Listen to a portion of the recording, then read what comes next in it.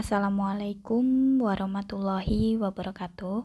Baik, pada kesempatan kali ini saya akan menjelaskan tentang ruang lingkup fisika, metode ilmiah, dan keselamatan kerja. Ruang lingkup fisika. Ruang lingkup fisika pada dasarnya menjelaskan tentang hakikat ilmu fisika itu sendiri. Hakikat itu artinya inti ya, jadi inti dari ilmu fisika itu apa? Nah, ilmu fisika itu merupakan masuk dalam ilmu sains, atau sains sendiri adalah ilmu pengetahuan yang mempelajari gejala alam melalui pengamatan, eksperimen, dan analisis. Jadi bisa disimpulkan bahwa fisika itu mempelajari gejala alam, baik berupa mempelajari tentang energinya, interaksinya, gaya-gayanya.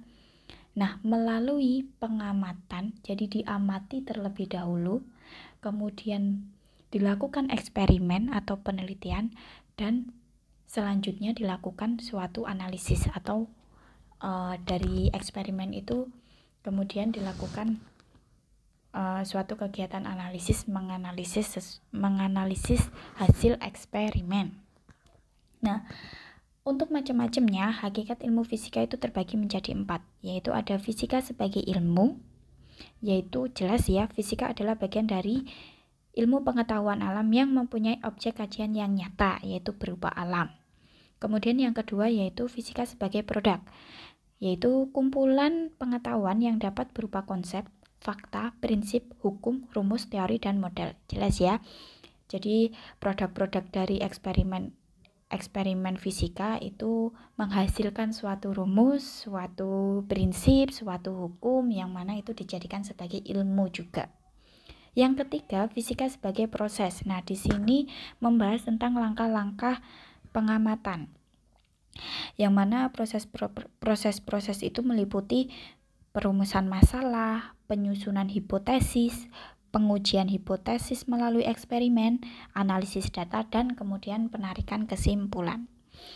Kemudian yang keempat ada fisika sebagai sikap, yaitu bersikap ilmiah yang baik. Maksudnya di sini ketika kita meneliti atau seorang peneliti itu harus memiliki sikap ilmiah yang baik.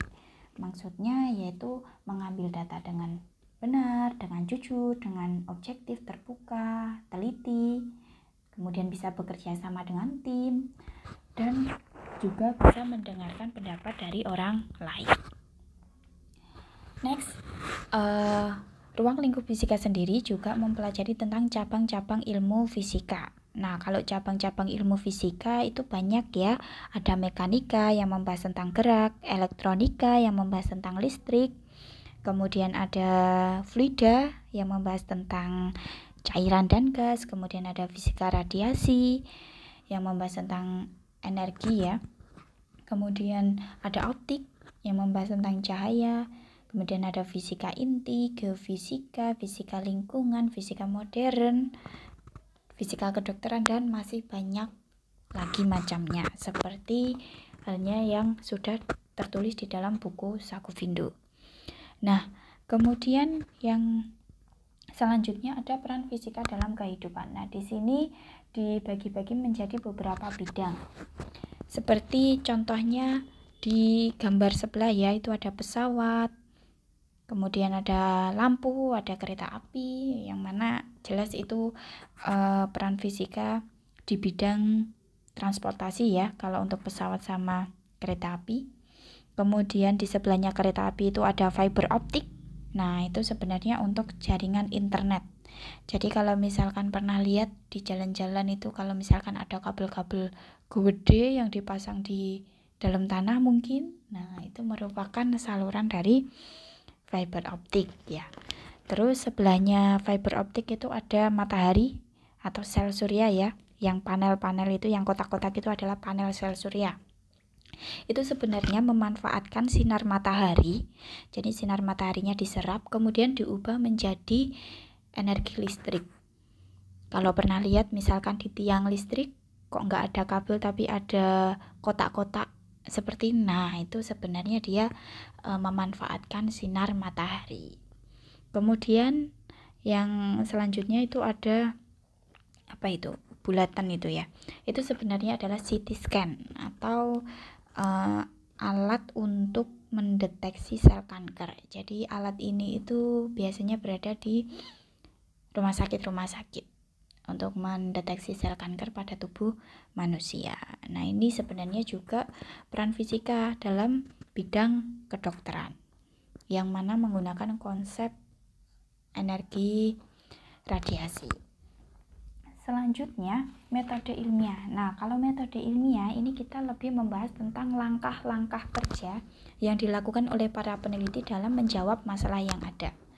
Jadi ini langkah-langkah penelitiannya itu harus bagaimana sih? Kayak gitu. Sebelum membahas tentang langkah-langkahnya, kita membahas tentang kriterianya. Jadi ada 5 kriteria di sini. Yang pertama, fakta dan objektif. Jadi dia itu harus keterangan-keterangan yang diperoleh, dikumpulkan, dan dianalisis berdasarkan fakta-fakta. Kemudian yang kedua yaitu bebas dari prasangka. Yang ketiga berdasarkan prinsip-prinsip analisis. Yang keempat melalui proses hipotesis. Yang kelima berdasarkan teknik kuantitatif. Untuk langkahnya sendiri, yang pertama yaitu harus melakukan pengamatan atau observasi terlebih dahulu. Yang kedua merumuskan masalah. Yang ketiga mengumpulkan data dan informasi. Yang keempat membuat hipotesis. Garis besarnya hipotesis ini adalah dugaan, praduga. Yang kelima yaitu melakukan percobaan. Jadi ketika kita melakukan penelitian, pasti kita akan melakukan pengamatan terlebih dahulu. Kita amati dulu sekitar. Kemudian kita baru merumuskan masalahnya. Kemudian kita mengumpulkan data-datanya dulu. Kemudian kita melakukan praduga. Dugaannya kayak gimana, baru kita melakukan suatu eksperimen. Nah, ketika kita membahas tentang langkah-langkah metode penelitian, kita juga harus mengetahui atau memperhatikan keselamatan kerja di laboratorium. Di situ ada 3 aspek ya. Yang pertama yaitu alat keselamatan kerja di laboratorium. Jadi ketika kita melakukan penelitian, kita juga harus memperhatikan alat-alat keselamatan kerjanya seperti jas lab, sarung tangan, sepatu boot, kemudian ada kacamata pelindung, kemudian ada banyak ya itu ya. Ada istilahnya pelindung diri.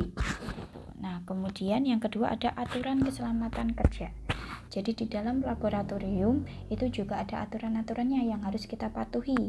Seperti tidak boleh memakai sendal, tidak boleh makan dan minum, harus membuang sampah pada tempatnya, tidak boleh merokok, seperti itu. Dan masih banyak lagi lainnya. Nah, yang ketiga yang harus kita perhatikan yaitu lambang-lambang bahaya. Jadi di dalam laboratorium itu pasti ada lambang-lambangnya. Kalau misalkan kayak ada api, itu berarti menunjukkan artinya mudah terbakar. Kemudian ada tengkorak, itu berarti menunjukkan bahannya beracun. Kemudian kalau misalkan ada yang ada tangan ditetesi itu, nah itu berarti menunjukkan bahannya ini bahan yang berkarat dan masih banyak macamnya ya, dan masih banyak lainnya juga seperti itu. Biasanya kalau lambang terbakar itu biasanya kita lihat kalau misalkan kita di jalan, kita lihat di di Pertamina.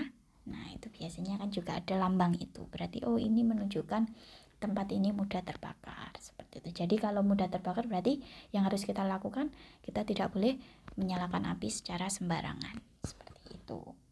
Nah, mungkin itu saja ya anak-anak. Penjelasan dari ruang lingkup fisika, metode ilmiah, dan keselamatan kerja. Untuk lebih jelasnya bisa kalian coba latihan-latihan soal yang ada di buku Saku Vindu. Oke, terima kasih atas perhatiannya. Saya tutup dulu. Wassalamualaikum warahmatullahi wabarakatuh.